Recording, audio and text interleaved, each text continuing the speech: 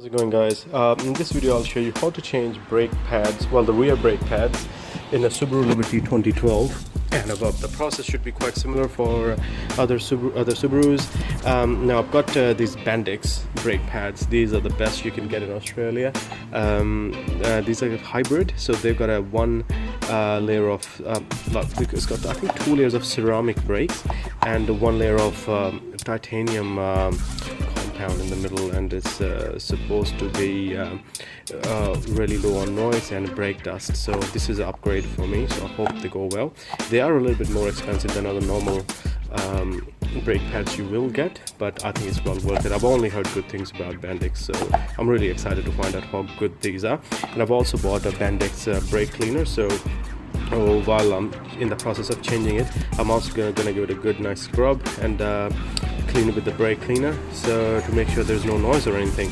So first thing first, let's put these away for now, and what you gotta do is you gotta jack your car up and basically do that to start with. So I'm gonna do that, and you guys really don't need to see me doing that, so I'm just gonna pause the video right here now. Okay, I've taken all the nuts off the wheel, and I'm gonna take this off now. Here we are, the wheel's off, and we have got the access to the caliper. Now, the one thing you do want to make sure is that your car hasn't been driving before you do this, because otherwise your brakes are going to be scorching hot. You want to make sure they're nice and cold, so it's easy to work on them. Now, on the brakes here, you got this one bolt here. You want to leave that one on though. Actually, you're not going to take that off. So what we're going to need to do is, we're going to take this off. And when we take this off, and the whole caliper is just going to flip up. And I'll show you how to do that in a second. Okay, so you need a 14mm socket for it. So look at this one here, it's 14mm. And my camera is not focusing here to show you that it is. I don't know if you can see it. Anyway, so you want to put that on there, and you want to take this one off, and it shouldn't take too much force, and then you can just undo the screw, right, and your caliper should be free.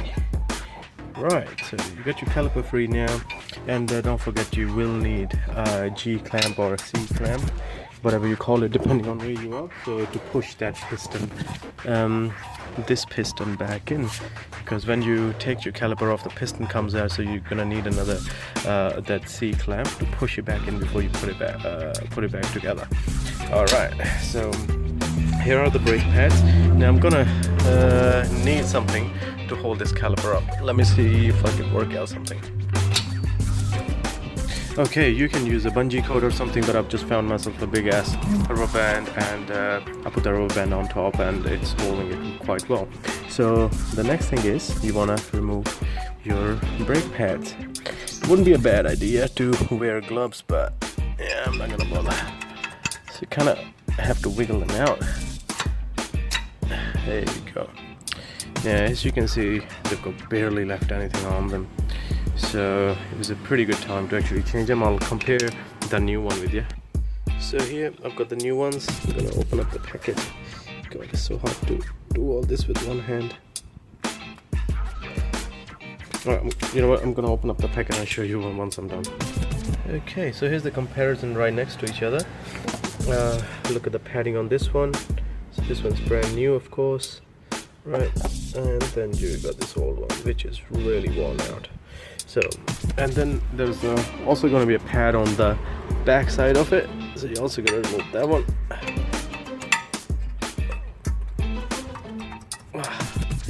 God, I need 2 hands to do all this. Oh no, got it. Yep. So here's the other back one, and just like this one, the new ones also have that scratching pin that would it's like a wear indicator. It would tell you, it start making a noise as your brakes start to wear off. So yep, so this is the rear one that's gonna go at the back, and we're also gonna put on the one at the front. So this is the front one. Alright, now before I do that, I'm just gonna give this whole area a nice good clean, and then we'll go from there. Now, you can use a good old wire brush or something, but I've got something better. I've got a wire brush on a drill, so I'm gonna use that to get rid of all that gunk there. Cool. Alright, I'm gonna give it a good clean and I'll show you what to do next. Alright guys, I managed to remove the part from here, and if you look at it now, it's sparkling clean. The wire brush done a really good job, so I'm still gonna clean that bit there with the wire brush, and then we'll spray a bit of a brake cleaner on it, and all the way there, and that should get rid of all the gunk. Oh yeah, and I forgot to mention there's also one up at top, so you also gotta remove that and give it a good clean. See how dirty that is? And I'll show you once I'm done with the wire brush. Alright, look at this now. It's nice and clean now, nice and shiny. There are a few bits and pieces that I can't get off the brush, won't get in there, but it's still better than nothing, huh? So I'm gonna like do that bit there underneath, and then spray it all with the brake cleaner, and then we'll put the new brake pads in. Just to give you an idea how good this drill is. There you go. Just use that. It's hard to control it with one hand, so I'm gonna have to put the camera down just to give you an idea how I clean it. So here we are, got our brake cleaner ready, and give it a shake.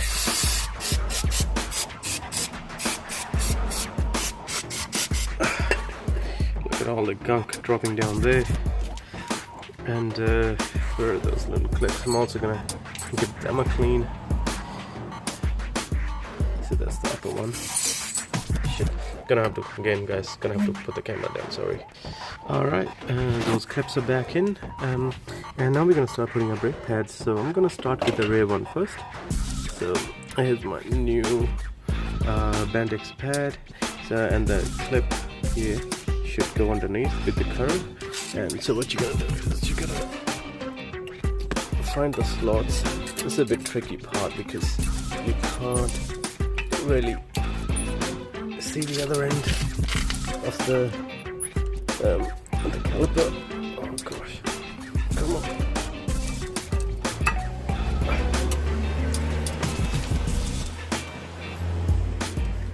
Come on, you little sucker.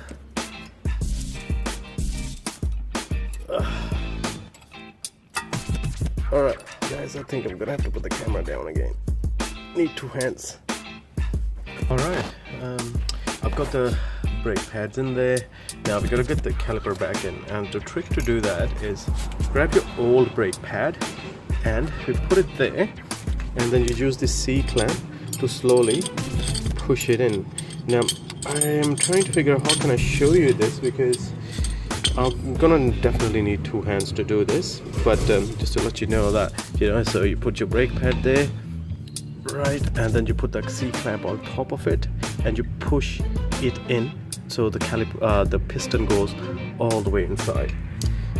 That up so you can see I've got my C-clamp here, and it's all there, and then you're just gonna slowly tighten it up until the piston goes back in. I can't really show you how to do that because I've got no third hand. Alright, the piston has gone all the way in, so we can start putting this one back together. I've taken that rubber band off, so now this can lower, and it should just go back in it without an issue. I've just gotta push that pin in at the end. The caliper is back on, and the screw. There we go. I found the screw here, and that should go back in there. Yeah, alright. Now, and you just gotta tighten it up with your ratchet.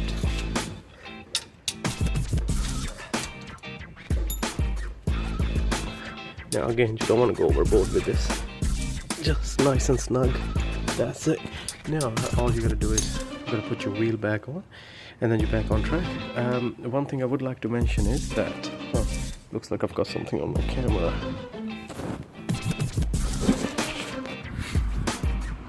Okay, one thing I would like to tell you is once you replace your brakes, And when you start your car for the first time, you will feel like that there's nothing in your brakes. So that's because there's a bit of air that gets inside the braking system, and you gotta pump the brake a couple of times, and well, not a couple of times, basically until you feel it tightening again, and within like maybe 5-6 pumps it would tighten up again, and then you should be back to normal. So this is how you do the rear brakes. I will make another video to show you how to do the front ones. The process is very similar, but I'll make another video just for the heck of it. The other side of the car is gonna be exactly the same, so I don't really need to show you how to do that. So it's now a matter of just putting the wheel back on, and yeah, be back to normal. Hey, go ahead. How are you? Yeah. Alright, so that was my neighbor. Anyway, so yeah, I'm just gonna put the wheel back on. I'll see you guys later. See ya. Okay, alright guys, I put the tire back on, and this is how you change the brake pads.